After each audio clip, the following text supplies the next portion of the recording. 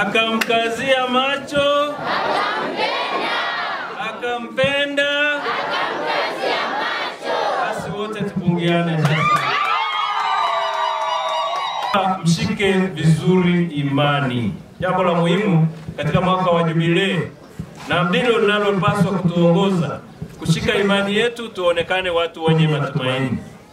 Huu ni mwaka wa kujipatanisha na nafsi zetu, kujipatanisha na Mungu wetu. Naomba tufanye hivyo kwa moyo wa ibada. Kuna changamoto nyingi katika safari ya maisha, hata katika mwaka huu wa jubilei. Za kiimani zipo, za kijamii zipo, za kiuchumi zipo, zote zinatugusa pia sisi vijana. Lakini ninaomba tujitahidi kuzishinda changamoto hizo kwa kujiweka karibu na kanisa, kwa kuwasikiliza walezi wetu, kwa kuwa waaminifu kwa imani yetu. Ninaomba tusitumike kama vyombo vya kueneza yaliyo mabaya, bali tuwe vyombo vizuri, vijana wenye nguvu, kwa kawaida wachangamfu, wanaotegemewa katika masuala ya imani, lakini vile vile ya familia, hata na ya jamii kwa ujumla. Tuwe wale wanaotegemea kutokana na nguvu zetu na uwezo wetu, tusitumike vibaya. Iwe katika siasa chafu ambayo haijali labda haki, utu wala ukweli, sisi tusiingizwe humo. Leo muda ulikuwa mfupi katika mahubiri yangu, nilikuwa na sehemu ninayotaka kuzungumzia iliyohusiana na injili ile. Watu waliokuwa wanataka kumua Kristo, wanapanga mpango wa kumwangamiza Kristo, walikuwa wanamwangamiza kwa sababu walikuwa wanaona wanakosa umaarufu. Yeye Kristo anapokea umaarufu. Umaarufu ule wao wanaukosa kwa sababu ya tabia, kwa sababu ya wivu. Kwa hiyo kwa sababu ya uoga kwamba umaarufu wao sasa unapotea, wanapanga kumwangamiza. Sasa tabia kama hizi za kuangamiza yaliyo ya haki, au kuficha ukweli, au wakati mwingine kuleta vurugu zipo. Tunakutana nazo katika mazingira ya kazi, wakati mwingine katika mazingira ya biashara. Kuna watu wawivu, sio? Anataka kumkwamisha mwenzake, kumrudisha nyuma, badala ya kumshika mkono au kujifunza na kuona mafanikio haya yanatokana na nini, ili na yeye afanikiwe, au wote kwa pamoja tufanikiwe. Kwa sisi tusiingie kwenye njia hizo. Wakati mwingine katika masuala, mwaka huu kuna uchaguzi. Wale ambao watajiunga humo, watutumie kama watu wema, safi, ambao watatetea haki za Watanzania, watasema ukweli kwa ajili ya maendeleo ya Watanzania, na ambao ni waadilifu.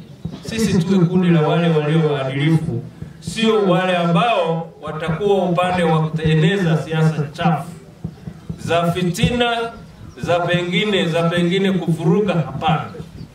Pale ambapo tunapaswa kusema ukweli tuseme, pale ambapo tunapaswa kusimamia ukweli tuusimamie. Mahali pa kutetea yanayohusiana na maslahi mapana ya nchi yetu, usalama wake na kila kitu, tunatakiwa tusimame sawa sawa. Tusiingie kwenye makundi ambayo pengine ni ya kupotosha. Kuna ya ulevi wa aina zote, uwe bangi, uwe nini, uwe kuberi, uwe nini, uwe madawa ya kulevya. Na waathirika wakubwa, wahanga, wakati mwingine wanaweza kuwa ni sisi. Kundi kubwa ambalo linaweza likavutwa humu ni sisi. Vijana tusaidiane, tusiingie kwenye mkumbo wa yale ambayo yatatuathiri, ndoto zetu zisitimie, ziwe za kiimani au maisha ya kawaida kwa ajili ya maendeleo yetu. Wizi, ulaghai, aina zote za ujanja, au zile za kuishi kwa pengine kutegemea wengine, au ushenzi fulani wa kukaa vijiweni asubuhi mpaka jioni, unarudi nyumbani mtu mzima na nguvu zako. Hayo sio yetu, si ndio jamani? Umaarufu unaujenga mwenyewe kwa tabia yako, kwa uwajibikaji wako kanisani, kati ya vijana au katika jamii. Umaarufu unajenga kwa jinsi ambavyo unajiweka. Kwa hiyo nafasi tulionayo ndio hii. fursa hizi tuzitumie. Mwaka huu wa jubilei tuutumie vizuri ili kujiweka sawa. Tuepuke vikundi vile ambavyo vinatupotosha. Kuna vikundi vile ambavyo tunaviita vya unabii mamboleo. Unabii mamboleo, nisiingie ndani huko. Huu unabii una mambo mengi wa kutaka mafanikio bila kufanyia kazi. Kuimba, kucheza, kufanya nini, kukesha kwenye vituko, unategemea ufanikiwe. Hakunaga mambo ya namna hii. Lazima kuchapa kazi. Vipaji tunavyo, fursa zilizopo tuzitumie vizuri. Wakati tuna nguvu ndio wakati ambapo tunatakiwa kujiweka sawa sawa. Tujitahidi kutii pia dhamiri zetu, kuzilinda dhamiri zetu zibaki safi. Dhamiri safi lazima inahitaji kulindwa, inahitaji kutunzwa, inahitaji kuwekewa rutuba, inahitaji kufanywa hivyo kwa sala, inahitaji muda wa ibada. Mtu ambaye anataka imani yake imletee matokeo mazuri hakosi vipindi vile muhimu vya kiliturujia vya ibada. Hivyo ndio vinatujenga. Maisha ya baadaye lazima yawekewe msingi mzuri wa kiimani. Kwa vijana, wakati wetu huu mzuri tuutumie.